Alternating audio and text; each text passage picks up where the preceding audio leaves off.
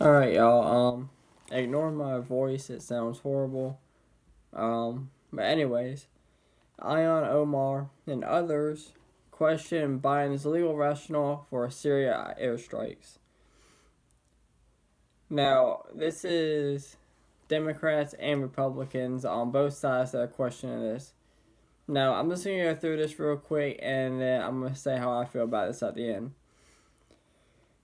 Now, Representative Ilhan Omar said Friday she was concerned about the White House legal rationale for launching airstrikes in Syria a day earlier without congressional approval. We in Congress have congressional oversight and engaging in war, and we haven't been briefed yet, and we have not authorized war in Syria, Omar told CNN. Omar had retweeted a resurfaced 2017 post from now White House Press Secretary Jen Psaki that had questioned the Trump administration's legal authority for conducting airstrikes against the sovereign country at the time. Great question, Omar responded to the 4-year-old tweet in light of the Biden administration's military action announced Thursday. Her question was important when it was a different administration, and that question still remains with the administration. Our ability to engage in constitutional actions is not diminished for the party, and our power is ours. Now, like I said, lawmakers on both sides are questioning this. So I'm going to go through some of them that are questioning this and criticizing it. Now, on the Republican side, it's Nancy Mace, Jim Banks, Rand Paul, Lauren Boebert. All right, and on the Democratic side, it's Ro Khanna, Chris Murphy, Tim Kaine. So, again, it's on both sides.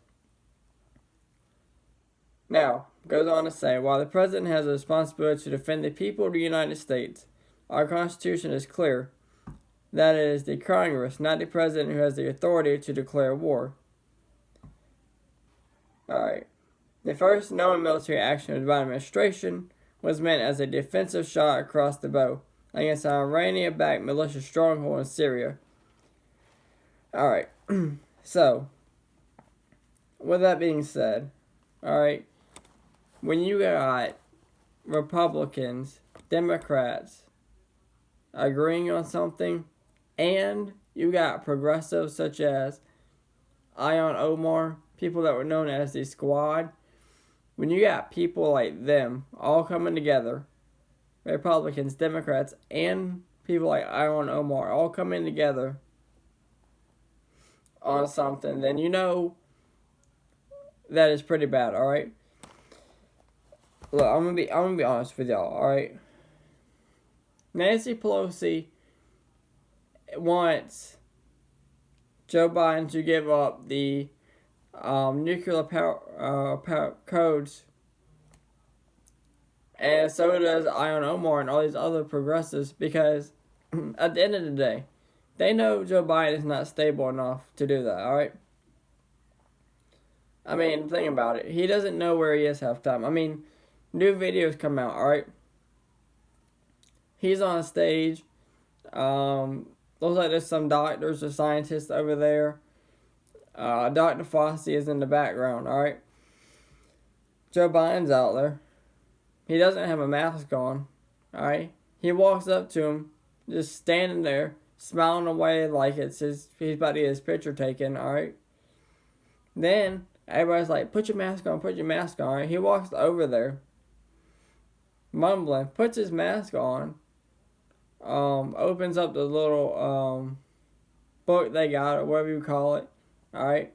He opens it, flips through a couple pages, closes it, turns around, looks back at the doctor, smiles, and walks away, off stage. You got reporters sitting here screaming, what about the $1,400 stimulus checks? You keep walking, you don't have a mask, you walk up to your doctors, you finally put your mask on, mumbling, you open up the book, flip through a couple pages, you turn around, stare at them, and walk away. Alright? And listen, whether you like Joe Biden or not,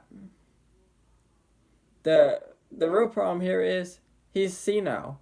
he does not know where he is. All right, and in all seriousness, I made a lot of jokes about Joe Biden. All right, but in all seriousness, this man is gone. All right, he does not know where he is. In all seriousness, he does not know where he is. All right, he's gone. He is physically not here. All right, and I mean he's just not here. I mean, and then for you to sit there and sign executive orders saying, I don't know what this is, but I'm gonna sign it. Like, there's just so much against Joe Biden that anybody with any kind of common sense can obviously see that. I mean, when he walked by the Marines, they say salute the Marines. You sit there and say salute the Marines. They meant the hand. Do the hand salute, all right? Not say the words. I mean, all right, and then all the racial stuff that's come out against you. All right, you against kids. I mean, I just don't understand. And then you still have people out there, but oh, well, Joe Biden's a good president. No, he's not. All right. I mean, Joe Biden is not even here. How can you sit there and say he's a president when he's not even there? That's my whole thing. All right.